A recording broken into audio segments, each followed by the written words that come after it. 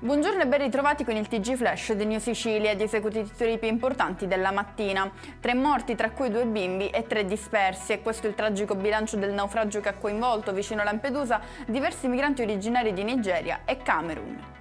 È stata identificata la seconda vittima dell'incidente sull'Etna di ieri. Si tratta del 60enne Nicola De Cardenas, presidente di Assolombarda, Pavia.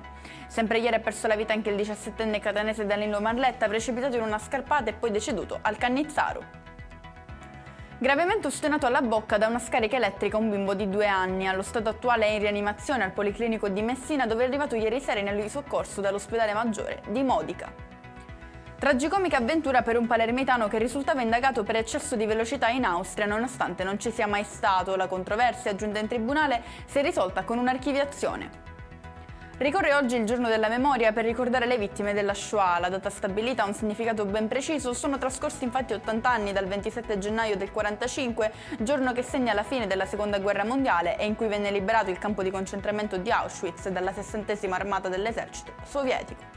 E con questo è tutto, prossimo appuntamento più tardi alle 19:30. Grazie per averci seguito, buon proseguimento di giornata.